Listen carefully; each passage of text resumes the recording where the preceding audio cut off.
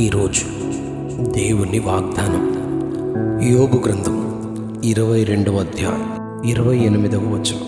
నీ మార్గముల మీద వెలుగు ప్రకాశించును, నీ మార్గముల మీద వెలుగు ప్రకాశించును, మరియు నీవు దేనినైనా యోచన చేయగా అది నీకు స్థిరపరచబడును. నీ మార్గముల మీద వెలుగు ప్రకాశించును.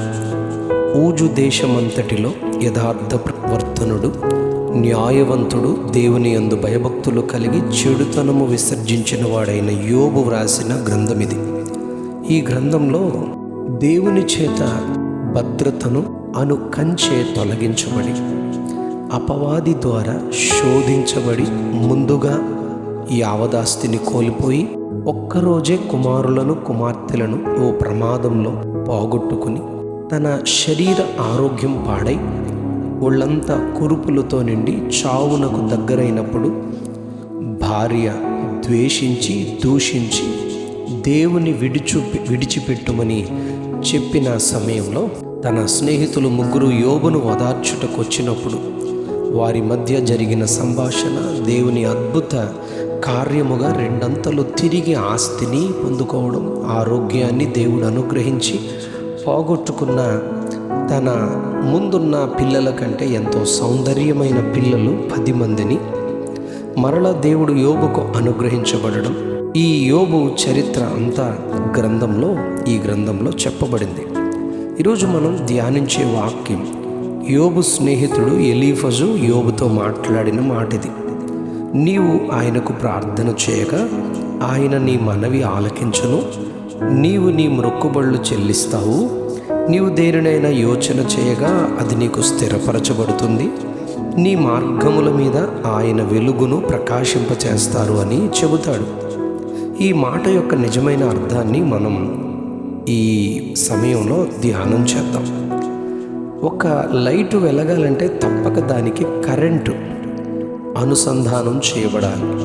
ఆ సమయంలో కరెంటు సప్లై కూడా ఉన్నప్పుడు దాని స్విచ్ మనం ఆన్ చేయగానే వెలుగుతుంది. అలాగే మన నిజ జీవితంలో మన క్షేమమైన, ఆరోగ్యమైన, సంపాదనైనా, అభివృద్ధి అయినా, ఎలాంటి ఆశీర్వాదమైన దేవునితో మనకున్న సంబంధం, ఆయనపై ఆధారపడడం, ఆయనను విశ్వాసం ఉంచడం, ఆయనకు ప్రార్థన చేయడం అనే దానిపైన ఆధారపడి ఉంది.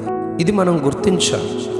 ఈ 22వ అధ్యాయంలోనే 21వ వచనంలో ఎలీఫజు ఇలా చెబుతాడు, నీవు ఆయనతో సహవాసము చేస్తే నీకు సమాధానం కలుగుతుంది, అప్పుడే నీవు మేలు చూస్తావు. ఆయన నోటి ఉపదేశం అవలంబించి ఆయన మాట నీ హృదయంలో ఉంచుకొని సర్వశక్తుని వైపు తిరిగి నీ ఇంటిలో నుండి దుర్మార్గమును దూరముగా తొలగించినప్పుడు నీవు అభివృద్ధి పొందుతావు, నీ మార్గాలపై వెలుగు ప్రకాశిస్తుంది అని సత్యాన్ని బోధిస్తాడు ఎలీఫజు. జోఫరు కూడా 11వ అధ్యాయం యోబు గ్రంథం 13వ వచనంలో నీ మనస్సు ఆయనపై తిన్నగా నిలిపి చేతులు ఆయన వైపు చాపి నీ చేతిలోనున్న పాపమును విడిచిపెట్టి ఇంటిలోనున్న దుర్మార్గమును కొట్టివేసినప్పుడు నిర్భయుడవుగా నిర్దోషిగా సంతోషిస్తావు అని చెబుతూ 11వ అధ్యాయం 17వ వచనంలో జీవితంలో చీకటి కమ్మిన అరుణోదయము వలె వెలుగు ఉంటుంది, నీ బ్రతుకు మధ్యాహ్న కాల తేజస్సు కంటే అధికముగా ప్రకాశిస్తుంది అని చెబుతాడు. యెషయా గ్రంథకర్త కూడా 58వ అధ్యాయం 10వ వచనంలో దుర్మార్గపు కట్లు విప్పి కంఠధ్వని పరమున వినబడినట్లుగా ప్రార్థిస్తూ ఆహారము ఆకలిగొనిన వానికి పెట్టి రక్త సంబంధికి ముఖము తిప్పుకోకుండా దిక్కుమాలిన బీదలను ఇంట చేర్చుకొని వస్త్రహీనులకు వస్త్రములిచ్చి ఉపవసించగలిగితే నీ వెలుగు వేకువ చుక్క వలె జీవితంలో ఉదయిస్తుంది అని చెబుతారు. ఆకలిగా ఉన్నవాడు ఆశించిన దానిని ఇచ్చి తృప్తిపరిచినప్పుడు చీకటిలో నీ వెలుగు ప్రకాశిస్తుంది, అంధకారము మధ్యాహ్నము వలె తేజరిల్లుతుంది అని ప్రవచిస్తాడు.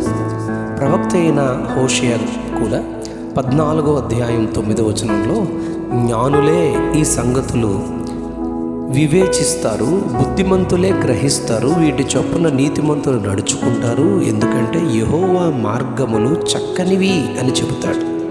ఇర్మియా ప్రవక్త కూడా 32వ అధ్యాయం 19వ వచనంలో ఆలోచనలో గొప్పవాడు, క్రియలు జరిగించుటలో శక్తిమంతుడైన దేవుడు అందరికీ ప్రతిఫలం ఇయ్యడానికి నరపుత్రుల మార్గములన్నిటినీ కన్నులారా చూస్తున్నానని చెబుతాడు.